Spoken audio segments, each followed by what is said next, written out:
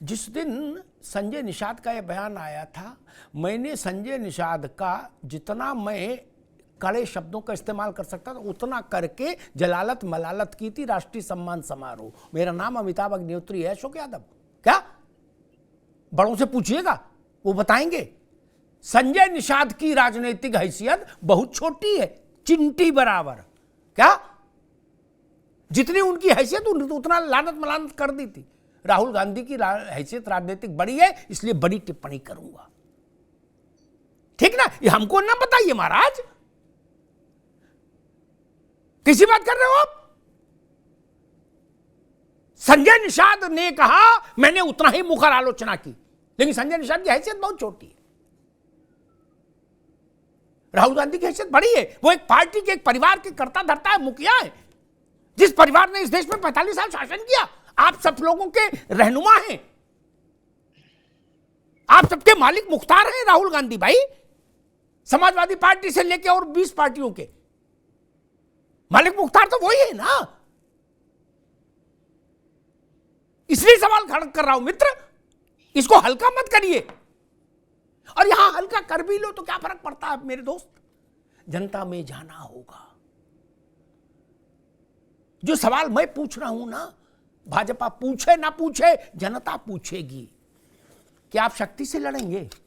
इतने बड़े कब से हो गए। और शक्ति से जो लड़े, हमारे शास्त्र बताते हैं राजभाई,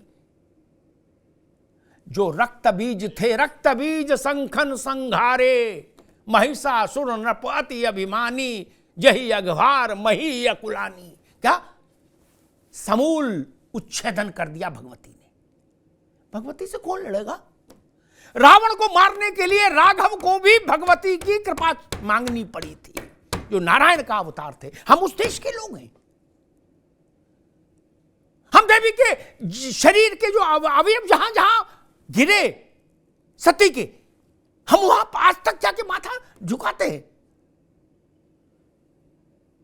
मेरा तो बड़ा मासूम सवाल था, आज मैं कोई झगड़ा करने नहीं आया।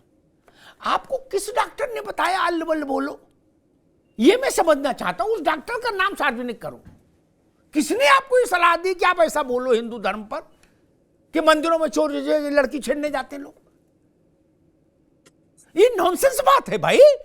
मैं माफ करिएगा मुझे इतने कड़े शब्द के लिए, नॉनसेंस बात है, मूर्खतापूर्ण प्रलाप है। चप्पल चोरी के लिए जाते हैं।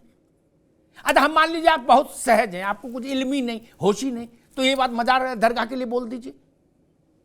चरारे शरीफ, देवा शरीफ से लेके अजमेर शरीफ तक बोल दीजिए। नहीं बोल पाएंगे ना मित्र। ये बोल दीजिए दरगाह में कोई पावर नहीं, पावरलेस है, यूजलेस है, बोल दीजिए, बुलवाइए उनसे, भाई से अपने। मैं तब भी उनको बेनिफिट डाउट दे दूंगा, समझ लूंगा भाई ये तो इनकी समदृष्टि है, ये तो सबको रेले पड़े हैं। अशोक यादव जी से भी कहूंगा, वो उनकी पार्टी के भी वो नेता है राहुल जी, आप बुलवा दीजिए ऐसा। हम मान लेंगे कि भाई अब तो ये 360 डिग्री घूम रहे हैं, सबको एक ही से बोल रहे हैं। लेकिन केवल हिंदुत्व पर प्रहार करेंगे ये स्वीकार्य नहीं। किसी भी धर्म पर राजनेताओं को प्रहार नहीं करना चाहिए, मैं इस विचारधारा का हूं। लेकिन हिंदुत्व पर प्रहार हो ये मुझे मंजूर नहीं, देश को मंजूर नहीं। आप में ताकत नहीं बची, समझ में आता है। आपकी पार्टी में ताकत नहीं बची, समझ में आता है। इस फ्रस्ट्रेशन में आप मूर्तियों को लपेट लेंगे। मेरे प्रश्न का जब भी राहुल जी का बयान आया था, तब भी मैंने ये प्रश्न कांग्रेस के मित्रों से पूछा था कि मुझे बताओ, ये 6 करोड़ लोग बांके बिहारी के मंदिर में एक साल में जाके 50 लाख लोग रोज, पौने 2 लाख महीने में पौने 2 लाख लोग रोज माथा रगड़ते हैं देहरी पर बांके बिहारी की। क्या करने जाते हैं? चप्पल चोरी करने जाते हैं। कैसी बात करते हो? ऐसे अगंभीर व्यक्ति के हाथ में देश की राज सत्ता कैसे जा सकती है? मैं तो कांग्रेस और सपा और बाकी दलों से कहूंगा, आप लोगों के लिए चिंतन का समय है। ये चिंतन का समय देश के लिए नहीं है, आप लोगों के लिए चिंतन का समय है। अगर भैया ऐसे ही बोलते रहे राज भाई,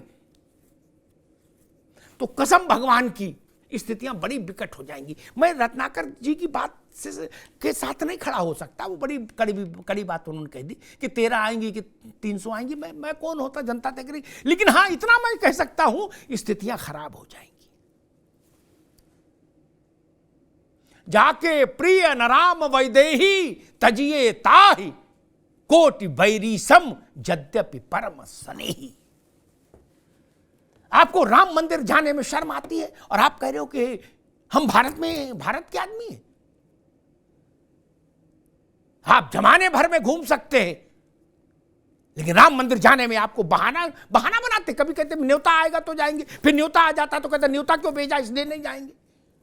फिर बोले 22 को नहीं जाएंगे, 23 को जाएंगे। 22 को बीते भी 2 महीने होने जा रहे हैं, 2 दिन कम है, 4 दिन। आप गए नहीं ना, जमाने भर में घूम रहे हैं। राघवेंद्र सरकार की ड्यूटी पर आपको जाने में शर्म आती। क्यों? हाथरस में क्या हुआ, सिलीगुड़ी में क्या हुआ, होनोलुलु में क्या हुआ, सारी बातें सिर माथे भाई मेरे। जब हाथरस में दुर्घटना घटी थी तो कोई कीर्तन कर रहा था? नहीं ना, तब उसकी भी आलोचना हुई। लेकिन हाथरस में घटना घटी, पहलवानों ने धरना दिया, इसलिए राहुल गांधी को हिंदुत्व का अपमान करने का अधिकार दे दें क्या? राज भाई, ये तर्क स्वीकार्य नहीं हो सकता। बोले जी पहलवानों ने वो मेडल वापस किए थे, इसलिए अब वो भगवती से लड़ेंगे राहुल गांधी। किसी बात है, इस बात का कोई तारतम्य है क्या है? बोले इसलिए अब वो सारे मंदिरों का अपमान करेंगे। बोले क्यों? बोले हाथरस में घटना नहीं घटी। क्या हाथरस में जो घटना घटी हुई, उस बच्ची का परिवार भी मंदिर जाता था? ये आपको कौन सिखाता है ऐसी बातें, जिनका सिर नहीं पता, पैर नहीं पता? मैं हैरान हूं, जिस पार्टी को गांधी ने अपनी वैचारिकता से खड़ा किया हो, उस पार्टी में ऐसे ऐसे नॉन सीरियस लोग आ गए। जिस आदमी ने लंगोटी धारण करके भजन गाया पूरे जीवन, रघुपति राघव राजा राम, जिसने राम राज्य की कल्पना दी इस देश में, गांधी, उस पार्टी की बारिश है। इनको प्रणाम। राज्य अभी नहीं चेते तो चेतने लायक नहीं बचती है स्थिति। एक दौर था, एक लाइन कह के बात समाप्त कर दूंगा। अशोक जी, आप जिस इलाके से हो उस इलाके में भी, इसलिए कह रहा हूं आपको, एक दौर था इस देश में कम्युनिस्टों का बड़ा जलजला था। अशोक जी, कम्युनिस्टों का बहुत जलजला था।